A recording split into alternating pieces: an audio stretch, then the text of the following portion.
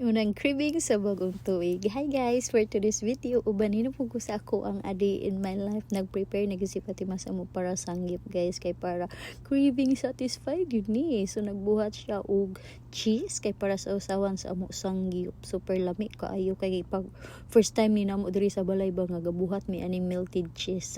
Lahi ra gid. Perting hamala guys. Nya with ice cream dayon pagkahuman. Charan. Then pag mga afternoon time, ni nga to dayon ko sa merkado kay nagpalit ko para konsumo na mo the whole week. Naatay isda, super mahal kayo ang kilo sa isda, tag 380. Di pagay tulay-sulay nga isda ay katupang baratuhon sa una ni tag 380 na ang kilo, kalaham suma na siya. Ni palit lang ko gamay o naasad ko chicken, nibawi ko chicken kay brato-brato siya og kilo.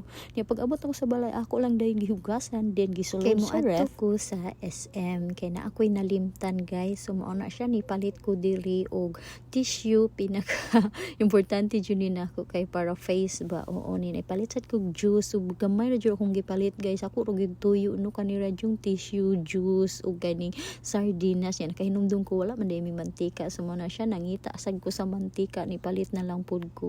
And then wala pud ming kanton, mao na siya, ni palit na lang sa gid ko na human ako diri palit diretso na dan ko pa counter. Kay mao ra jud ni ako tumong og tuyo kanira jud, di ba kuan ra ka item unom unom ra ka item akong gipalit. So wa na tay lain, di na ta magdugay-dugay pa. Ako na dayon gibayaran naabtam naman mi og gutom diri na lang sad mi manihapon sa Jollibee. Balik na dila mix and match no, so makasave na ta ani. So ako is wala lang ko nag rice, so nag spaghetti lang ko din.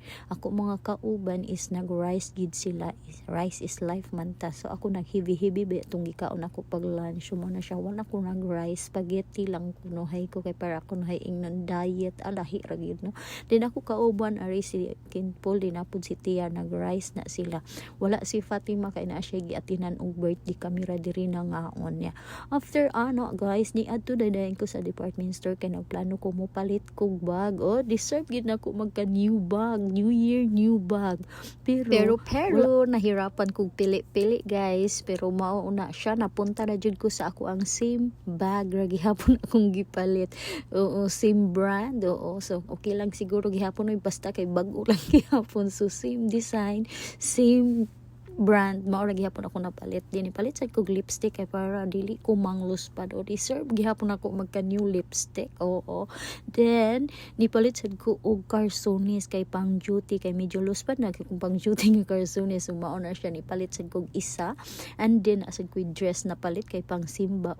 May na lang ko na natay handuman so deserve gihapon na nako. So after budol nipalit, nibayad na dayon ta og diri na lang ko to guys. Daghang salamat, bye bye.